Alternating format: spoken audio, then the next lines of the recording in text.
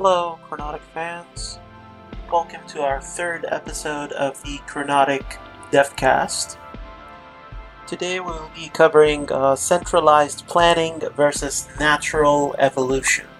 And in our case today, the natural evolution that we're referring to is not the one described by Darwin, but rather related to project management. Now, before I begin, I wanted to apologize for the huge delay in delivering this episode. A lot of things happened throughout the week on a personal level, and it contributed to the lack of updates. But we're hopefully back on track this week, so we'll be able to pump out more episodes on time as the material arrives. So let's begin. Centralized planning versus natural evolution. The truth is, these two things are not exactly mutually exclusive. As a matter of fact, the best combination to manage your business or your projects with is usually, I would say, 50-50. However, on a personal level, I am a much bigger fan of natural evolution in terms of managing ongoing projects than centralized planning. And the reason is because natural evolution is extremely adept at handling unforeseen situations and circumstances. While centralized planning, if you go 100% trying to plan everything for your project, you usually end up having to deal with unforeseen circumstances that you did not plan for, and more importantly, you did not prepare for. So I would say centralized planning is necessary, but is not the only requirement for a successful project. Centralized planning involves having to basically write out, I would say, on a personal project, you'd have to write out almost everything from start to finish for your entire project. All the details that will be going into it. So you would basically be breaking down all your tasks, even to the smallest subtasks and tiny issues that you'll deal with along the way. And if you'd like to centralize it further, you could also add timestamps, time scheduling as well. Now, I know a lot of people are a fan of this, but the problem with it is, as we've discussed before, it leaves very little room for tolerance, tolerating, discrepancies, to the point that if you veer off track, you might not be able to go back in. So, let's say, for example, something unexpected happens in the middle of your personal project. Let's say you were working on building something, and then you got into a car crash. That would probably set you like days, if not weeks, off of your expected track. So that's why centralized planning, to me, is not a good idea, because it could, in a sense, if you rely 100% on it, lead to procrastination and the laziness that we discussed as part of the distractions from our last episode. Natural evolution is your backup.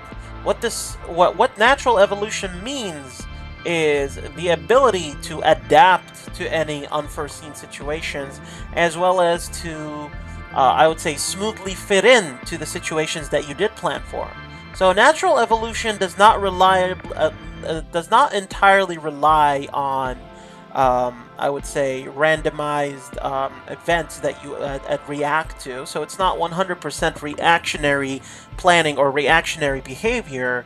You do use a little bit of centralized planning in order to invoke natural evolution when it comes to managing your projects. However, not using natural evolution, not being able to adapt to unforeseen consequences, is not healthy. And I think that the most successful companies out there, they definitely have a mixture of both. Now, in order to be able to naturally evolve your performance within your project, you need to give yourself some space. There are two main elements involved with it. The first one is being able to give yourself enough leeway, enough space in order for you to adapt. The second thing you need in order to naturally evolve your performance within your personal project is policy setting. Policies are very different from centralized planning. They might sound similar in the sense that you're preparing things from the beginning of the project, but policies describe behavior and reactions, general ways in which you react to whatever you want to adapt to.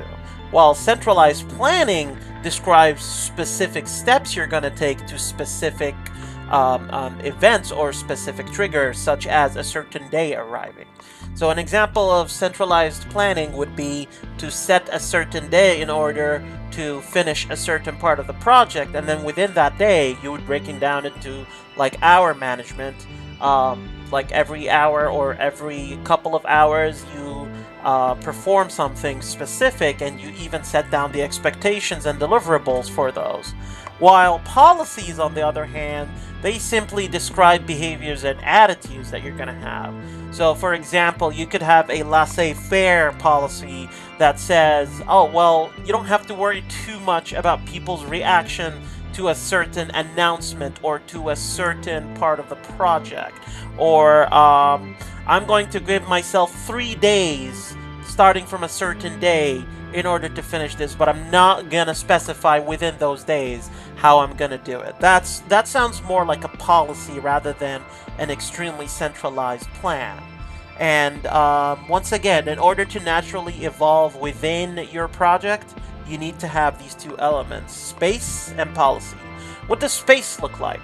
Space in a project simply means that you are not centralizing time and resources in order to accomplish a certain task.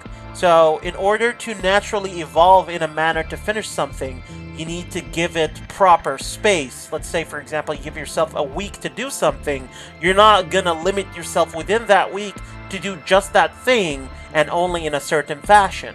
This gives you the opportunity to research and look into different ways to perform that certain task rather than follow a rigid passed down heuristic or practice to do it. Now, there is a cost, of course. You're going to need more time to do things, and you might not be guaranteed the results at the end. But the gains, the benefits, is that your breakthroughs feel a lot more personal. They feel a lot more accomplished. So the feeling that you get from naturally evolving within your project is a lot more, I would say, appealing to yourself, especially if you're working on something by yourself, than it is to simply 100% plan out everything and just, you could say, ruin the surprise. And not to mention, natural evolution is also good if you don't have 100% a clear idea of what you want at the very end, too. Remember, we talked before about being able to 100% fulfill your fantasy or your mental image of your project. It's not always that possible, and you always end up with some discrepancies. Natural evolution is what carries you to the end rather than stressing too much on the details that you want to fulfill. So you can cut certain corners, certain edges, as we mentioned before. That's an example of natural evolution. As a matter of fact, a lot of what we discussed before is related to that. However, you still need to centrally plan things in order to actually have a project to work on to begin with. An example of centralized planning is research. We talked before about researching and being able to mentally train yourself to have the knowledge and the skill set. Well, mostly it's knowledge. Mostly it's the information in your head. Skill set is more practice. To have the knowledge in order to start on your project and truck through it, basically, that's an example of centralized planning. You cannot naturally evolve from scratch without some given foundation, and you have to centrally plan via research and via other things that you do during your research phase in order to be able to actually achieve your project. Cooking is a very good example of that. You need to have the recipe at the beginning, even if you're going to experiment in the middle. Experimenting with your cooking is an example of natural evolution, and that also includes not having to stick very, very tightly with, you know, your schedule for it. For example, doing something that requires time, like baking or heating, you could naturally evolve by observing your food, your cooking, and seeing for yourself if it's suited to present or suited to move on earlier or later to the next step. But you still need the recipe at the beginning, and that's an example of centralized planning. So a mixture of both, a combination of both is good. And there is no particular fixed percentage to centrally plan versus to naturally evolve within your project. You'll actually have to naturally evolve the ratio between the two. Between centrally planning something and naturally evolving it, you will actually have to adapt that. I personally prefer doing that on the go rather than from the beginning saying that I'm going to 100% centrally plan these particular things and naturally evolve these particular things. But you could do that too. You could centrally plan your own management of your project. You could do that from the beginning and say that I'm going to give this percentage in order to naturally evolve the project later on, and I'm going to give this percentage in order to fully plan it out with no room for errors or no room for discrepancies. You could do that. But I personally choose 50-50, but I strongly recommend finding that figure out yourself. I never really follow that. I just let it happen, but most of the time, that's where it usually ends up looking as. That's about it. So I didn't want to take up too much of your time. Hoping to see you in the next episode. Please like and subscribe, and let us know in the comments if you have any commentary on the advice that we're giving here, what else you'd like to see. And one last thing, the winner for our giveaway has been announced. You can find them on our Cons Against Our Sanity page. And for our next giveaway, we will be repeating this experiment again. But we will be changing, of course, the clues, so you won't be able to repeat what we did before in order to win.